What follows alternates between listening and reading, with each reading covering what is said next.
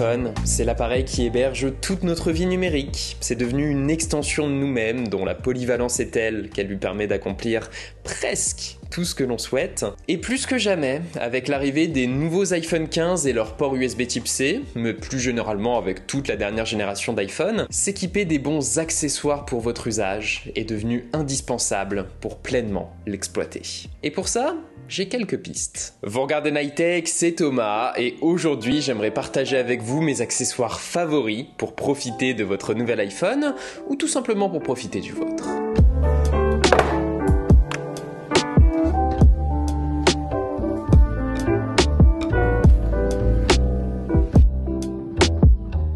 Commençons avec les accessoires indispensables et universels, dont à peu près tout le monde aura besoin, avec les favoris des insupportables fans d'Apple, les AirPods Pro 2.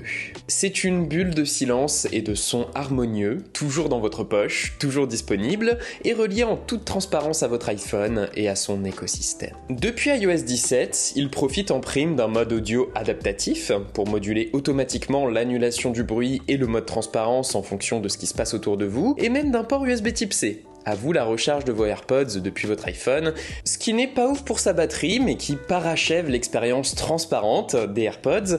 Et si vous voulez aussi relier n'importe quel objet ou chaton de votre vie à votre iPhone, il y a aussi les AirTags. Ils sont rarement mis en avant dans l'actualité ces derniers temps, mais je tiens quand même à rappeler la tranquillité d'esprit que c'est de pouvoir retrouver facilement ses clés, faire sonner son portefeuille, ou même localiser sa valise depuis son iPhone, le tout n'importe où il y a des appareils Apple à portée de Bluetooth. Ça en fait des endroits et de l'utilité pour 35 €. Et maintenant, un accessoire indispensable, mais pas juste pour les fans d'Apple, c'est la protection. Et pour ça, il faut qu'on parle du sponsor de cette vidéo et partenaire historique de la chaîne, Casetify. Casetify propose une sélection de coques haut de gamme et leur particularité c'est d'offrir une personnalisation totale. À vous de choisir si vous préférez le summum de la protection, et je pèse mes mots avec la Ultra Bounce et sa résistance à des chutes de jusqu'à 10 mètres de hauteur, ou comme moi si vous êtes plutôt sur l'équilibre de la Impact avec son petit support malin au niveau du capteur photo,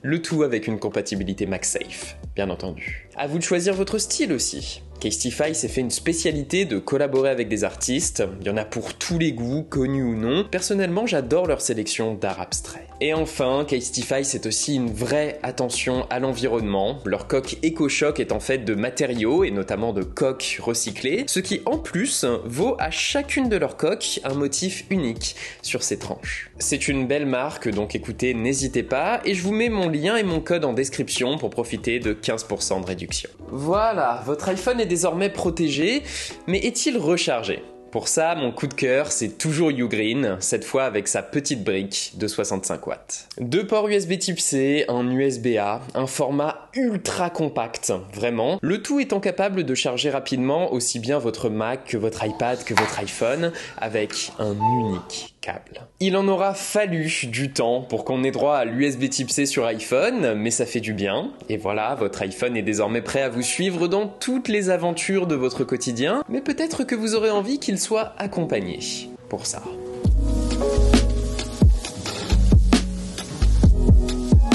Si l'iPhone est une extension de son utilisateur, il peut aussi lui-même être étendu pour en tirer un maximum d'utilité, le parfait exemple de ça en étant l'Apple Watch. Déporter ses notifications, le contrôle de sa musique, la navigation sur plan et toutes les autres petites interactions du quotidien sur son poignet, ça a pas l'air important dit comme ça, mais ça aide énormément à profiter de son iPhone sans subir son potentiel de distraction. Ceci étant dit, si vous n'êtes pas fan de montres connectées, ce que je comprends totalement, laissez-moi vous présenter ma dernière compagne, la Ultra Human Ring Air. Il s'agit d'un minuscule anneau qui pèse 3 grammes et qu'il suffit de porter pour suivre son activité, son sommeil, sa fréquence cardiaque, sa température corporelle et compagnie. La particularité de la Ultra Human, c'est d'apporter un suivi qui est orienté sur le bien-être et la performance. Au-delà du fait d'obtenir des données sur votre santé, qui sont synchronisées dans Apple Health, l'application Ultra Human vous envoie régulièrement des conseils, vous fait des rapports sur votre sommeil et sur votre activité, elle vous indique quel est le meilleur moment de la journée pour prendre l'air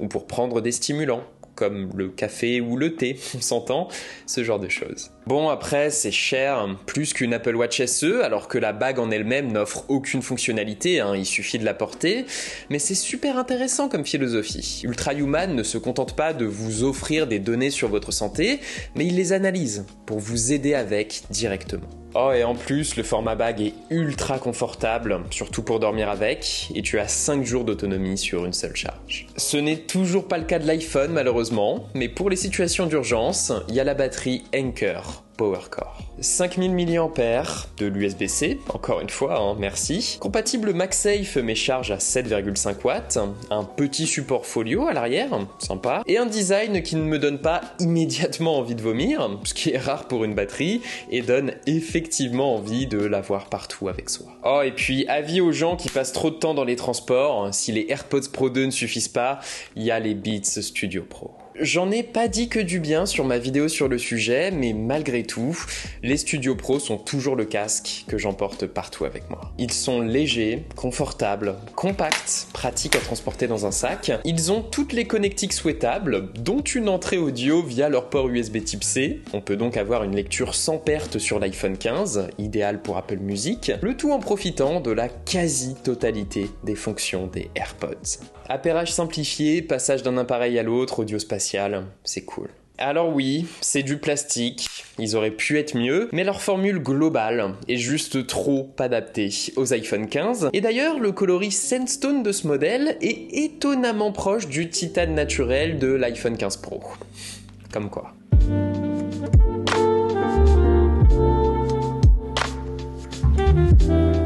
Une fois rentré chez vous, vous pouvez également vous équiper de quelques accessoires pour vous rendre la vie plus facile avec votre iPhone. Et on commence encore une fois avec l'indispensable, la tasse connectée. Bon, je déconne et vous avez totalement le droit de vous moquer de moi, mais mine de rien, ma petite tasse Amber, ça fait 3 ans que je l'ai. Elle garde toujours mon café du matin au chaud, selon les préférences que j'ai définies sur mon iPhone et mon Apple Watch. Bon, certes, c'est sans doute le truc le plus gadget et superflu que je possède, et je suis vidéaste tech, mais voilà, ça tape dans un petit détail de ma vie qui me fait plaisir, et c'est conçu pour durer. Il semblerait. Bon, voilà pour la blague, et moins gadget maintenant, on a la station de recharge de Satechi. Elle est indétrônable en termes de design, elle permet aussi de recharger ses AirPods, le tout en profitant du nouveau mode en veille d'iOS 17. Ça fait 2 ans que je l'ai, j'en suis super content, et c'est aussi parfait pour profiter du potentiel de l'iPhone en matière de jeux vidéo.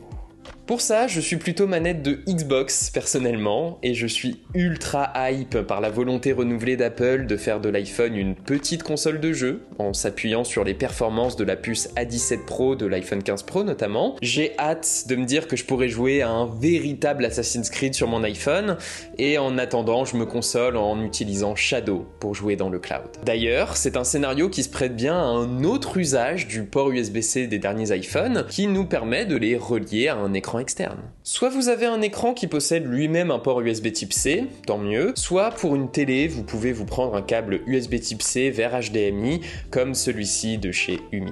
Une fois branché, contrairement à un Galaxy S23, on n'accède pas à une version desktop d'iOS, mais bien à une reproduction d'écran. Heureusement, l'iPhone s'adapte tout de même sur quelques applications spécifiques, comme les plateformes de streaming, notamment. C'est un peu dommage qu'Apple ne fasse pas plus avec ce nouveau potentiel de l'iPhone, mais bon, ça reste un usage relativement secondaire, c'est pas AirPlay, et au contraire, si vous voulez que votre télé soit en symbiose avec votre iPhone, je ne saurais trop vous conseiller une Apple TV. Sans même parler d'AirPlay, avoir enfin une expérience fluide quand on navigue entre ces programmes, c'est génial. Utiliser en toute transparence son iPhone comme télécommande ou comme clavier, c'est magique.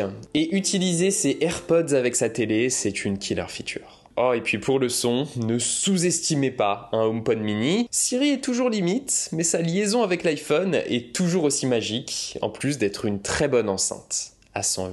Et voilà, alors je suis pas très technique, mais c'est vraiment dingue pour moi de me dire qu'un iPhone 15 Pro est désormais presque aussi performant qu'un Mac M1, et que vous souhaitiez rester connecté, prendre soin de votre santé, profiter de votre musique, ou juste vous divertir le mieux possible avec votre iPhone. J'espère qu'ici vous aurez trouvé ne serait-ce qu'un peu d'inspiration pour vous y aider.